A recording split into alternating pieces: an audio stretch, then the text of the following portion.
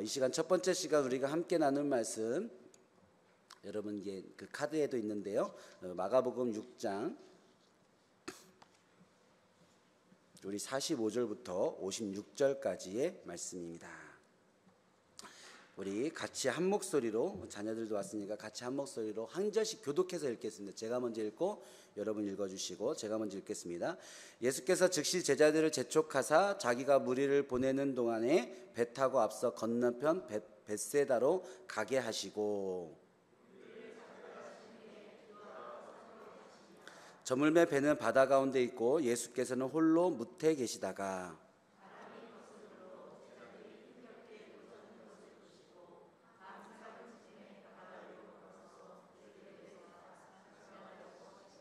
제자들이 그가 바다 위로 걸어오심을 보고 유령인가 하여 소리 지르니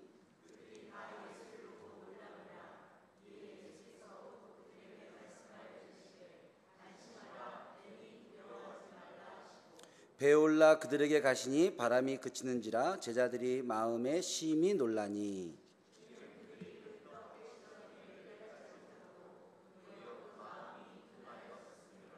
건너가 게네사렛 땅에 이르러 대고 그 온 지방으로 달려 돌아다니며 예수께서 어디 계시다는 말을 듣는 대로 병든 자를 침상째로 메고 나아오니,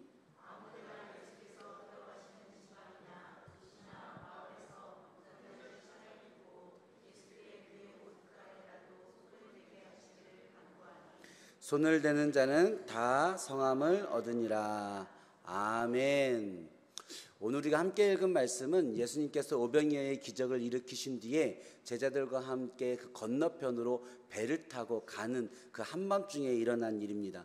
예수님께서 제자들과 따로 떨어져서 이제는 건너편으로 가게 됐는데, 제자들만 배를 타고 가다가 그 밤에 그 바다 위에서 풍랑을 만났다라는 이야기가 되어져 있어요. 마태복음에는 베드로가 예수님처럼 나도 물리를 걷고 싶습니다 해서 걷다가 빠지는 장면도 나오는데, 이 마가복음에는 그 장면은 빠져 있지요. 여러분, 밤바다 혹시 한번 나가 보셨습니까? 아마 이렇게 우리 자녀들도 있는데, 밤바다는 무서울까요? 안 무서울까요? 무섭습니다. 밤바다 깜깜한 찌륵 같은 밤바다예요. 배 한 척 떠 있다고 생각해 보세요. 무섭죠. 그 밤바다에 바람 불면 더 무서울까요? 덜 무서울까요? 더 무섭죠. 예, 밤바다 무섭습니다. 바람 불면 더 무섭습니다. 근데 그 바람이 내가 나아가야 하는 그 반대 방향으로 불고 있다고 생각해 보세요. 무서운 밤바다에 바람 부는 것도 무서운데 그 바람의 방향이 나를 밀어주는 방향도 아니에요. 건너가기가 쉽지가 않아요. 무서운 밤바다에서 바람 부는 거스르는 바람 맞으며 바다 위로 노저어서 힘겹게 앞으로 나아간다는 일은 쉬운 일이 아닙니다. 첫 시간부터 이런 말 해야 될지 모르겠지만, 우리 자녀들이 살아가면서 앞으로 나아가는 그 길이 마치 그 길과 같습니다. 제가 군대 생활할 때요, 신병 들어가면요, 군인들이, 그 선배들이 물어봐요. 제대 얼마 남았어? 며칠 남았어? 그래서 며칠 남았습니다. 그러면 그날이 와? 그날이 보여? 막 이랬거든요. 눈을 감아봐. 눈을 감았습니다. 그게 너의 앞날이야. 막 이랬거든요. 오늘 마치 이 제자들이 나아가는 이 장면이 어쩌면 우리 자녀들이 평생 살아가는 그 힘겨움과 닮지 않았을까. 무서운 밤바다같이 어두컴컴한 세상에서 풍랑이는 고난 가운데 거스르는 인생의 맞바람 맞으며 힘겹게 끝까지 노를 저어가야 되는 제자들의 이 상황이 어쩌면 우리 자녀들이 맞닥뜨리는 상황 같아 보이지 않겠습니까? 보이지 않습니다. 예, 거센 저항이 있죠. 그래서 힘이 듭니다. 그런데 그 오늘 말씀 가운데서 우리가 위로를 얻는 것은, 우리는 힘겹게 앞으로 한 발짝 한 발짝 나아가는 그 바다 위를 힘차게 걸어오시는 분이 계시더라는 거예요. 그분이 누구십니까? 우리 구주 되시는 예수 그리스도시죠. 그리고 그분이 힘겹게 그렇게 앞으로 나아가는 우리 자녀들의 그 인생의 배 위에 올라오셔서 오늘 뭐라고 말씀하시냐면, 안심하라, 내니 두려워하지 말라 말씀해 주신다는 겁니다. 그 어두컴컴한 밤바다에서 거센 바람 맞으며 힘겹게 노를 저어가고 있는데, 예수님이 그 배에 딱 올라타시면서 하시는 말씀이 안심하라, 안심하라, 나다, 두려워하지 마라 라고 말씀해 주시는 거죠. 여러분, 우리 자녀들의 그 인생의 한순간에 그러한 축복의 순간이 있기를 정말로 축복합니다. 우리 자녀들이 힘겹게 노를 저어 나아가는 그 인생의 자리에 예수님이 어느 날 딱 올라타 주셔서 야, 힘들지? 어렵지? 무섭지? 괜찮아. 안심해.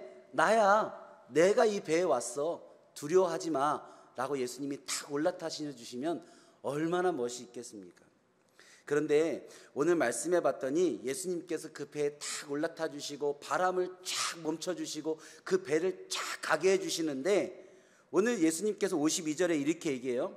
이는 그들이 그 떡 떼시던 일을 깨닫지 못하고 도리어 그 마음이 둔하여 졌음이러라. 아멘. 제자들이 분명히 예수님과 함께 그 전에 오병이어의 기적을 경험했고 예수님의 제자들인데, 예수님과 상관없는 사람들이 아닌데 그 밤바다가 왜 이렇게 무서웠을까? 그 거센 바람들이 왜 그렇게 힘겨웠을까? 그 밤바다에 노를 저으며 한 발짝 한 발짝씩 나아가는 게 왜 그토록 고난이었을까? 예수님이 오셨을 때 마음에 기쁨이 오긴커녕 왜 그렇게 놀랬을까? 오늘 예수님은, 성경은 그들의 마음이 둔하여졌기 때문이다 라고 이야기하고 있습니다. 마음이 둔하여졌다는 건 무슨 말일까요?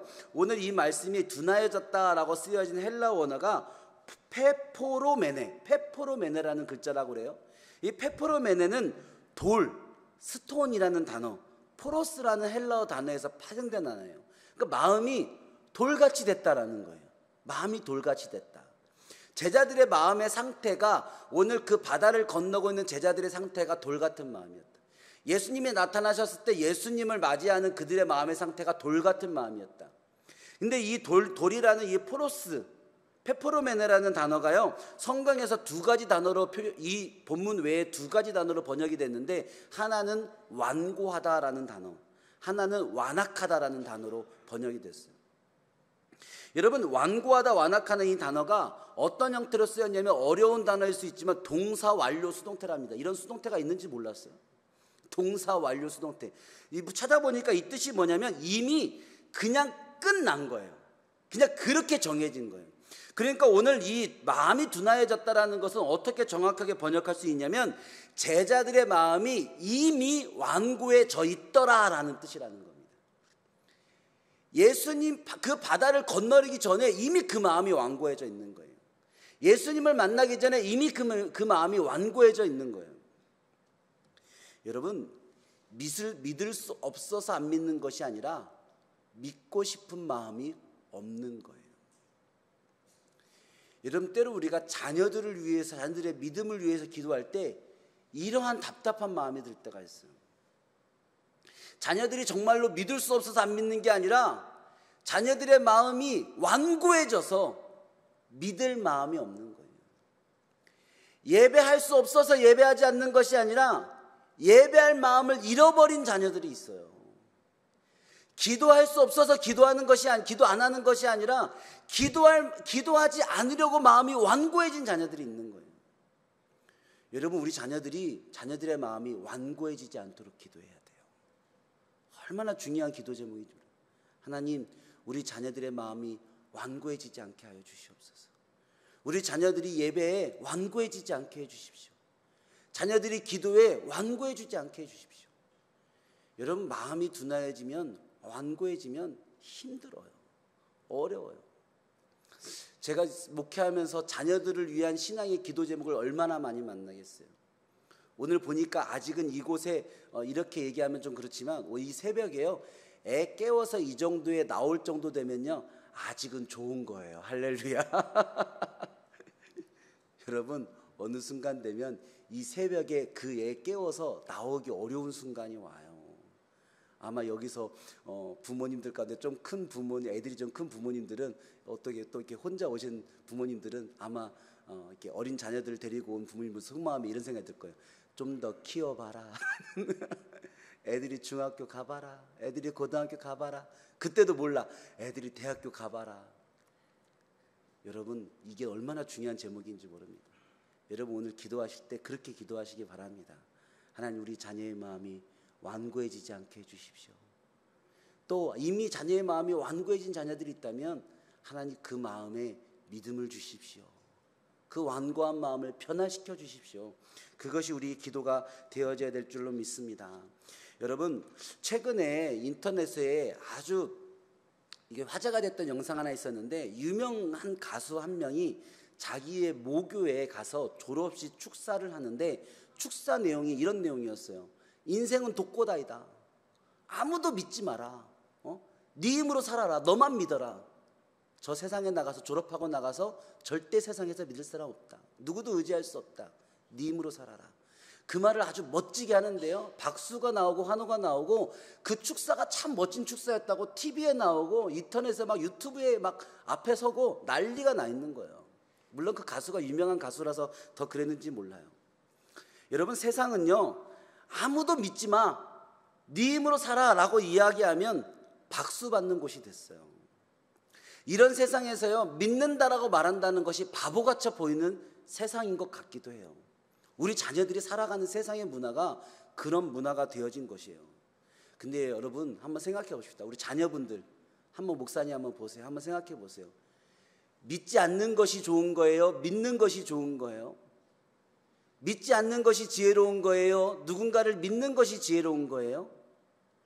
여러분, 부모님하고 같이 살아가는데 어떤 아이가 나는 우리 아빠를 믿지 않아 라는 게 좋아요? 아니면 아빠를 믿어 라는 게 더 좋아 보여요? 당연한 질문 아니에요? 엄마랑 같이 살아가는데 애들이 와서 누가 물어봤을 때, 저는요 우리 엄마 믿지 않아요, 저는 제 힘으로 살아요. 여러분, 그 애가 행복해 보여요? 아니잖아요. 아버지가 있으면 아빠를 믿는 것이 좋은 거잖아요. 엄마가 있으면 엄마를 믿는 것이 좋은 거잖아요. 여러분, 그것이 볼 때, 야 부럽다, 야 너는 아빠를 믿니? 너는 엄마를 여전히 믿니? 야 니네 아빠 엄마 좋은 사람인가 보다, 야 부럽다, 너 행복하겠다, 평안하겠다. 그게 당연한 거 아니에요? 근데 이상해요. 세상이 안 믿고 지 힘으로 사는 게 더 좋은 거라는 거예요. 여러분, 세상이 이상해졌어요. 그런데 우리는 다시 한번 생각해 봐야 돼요. 믿지 않는 것이 멋진 게 아니에요. 믿는 것이 멋진 거예요. 이 세상을 살아가면서 여러분, 자녀들 잘 생각해 보세요. 난 아무도 믿지 않아. 그 사람 불쌍한 사람이에요. 그 사람 아주 불쌍한 사람이에요. 처량한 사람이에요. 나는 하나님을 믿어. 넌 아무도 믿지 않니? 넌 네 힘으로 사니? 나는 하나님을 믿어. 나는 하나님을 의지하고 살아. 여러분, 그게 더 멋있는 거예요. 그게 더 멋진 거예요. 세상의 이야기에 속지 마세요. 여러분, 오늘 이 시간 이제 기도할 텐데, 여러분, 우리가 오늘 믿기로 결단해야 됩니다. 할렐루야. 여러분, 우리 부모님들은 자녀들을 위해서, 자녀들의 믿음을 위해 기도해 줄 텐데, 여러분, 자녀들만 저를 보세요. 여러분들은 오늘 이 시간 기도하며 믿기로 결단하는 시간 되기 바랍니다. 하나님, 제가 하나님을 믿으며 이번 학기 보내겠습니다. 제가 하나님을 믿으며 이번 새학년을 보내겠습니다.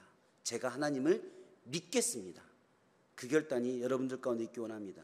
오늘 본문의 마지막 절을 보면요, 아무데나 예수께서 들어가시는 지방이나 도시나 마을에서 병자를 시장에 두고 예수께 그의 옷가에라도 손을 대게 하시기를 간구하니 손을 대는 자는 다 성함을 얻으니라. 아멘. 중요한 말이 나오죠. 아무데나.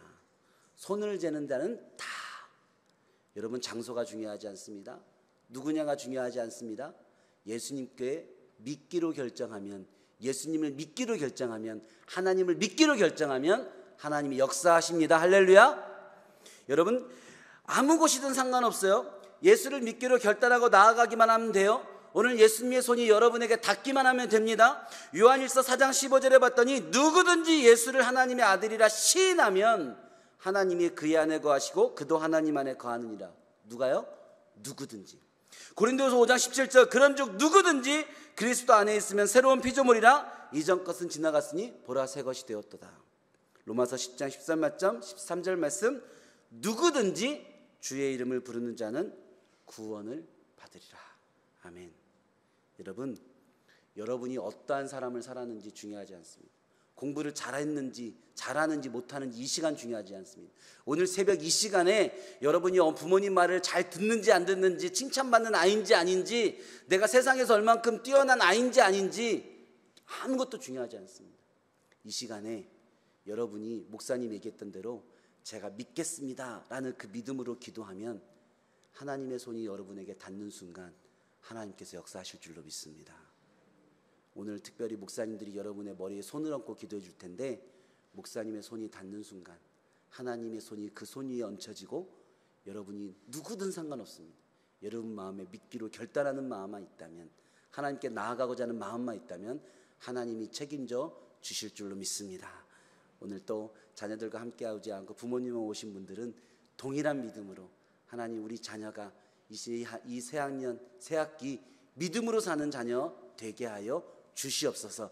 마음의 완악함을 하나님께서 해결하여 주시옵소서. 그렇게 기도하는 시간이 되어지기를 축복합니다. 이 시간 기도하겠습니다. 하나님, 우리의 자녀들을 위해 기도합니다. 자녀들을 축복합니다. 하나님, 마음이 완약해지지 않는 믿음이 있게 하여 주시옵소서.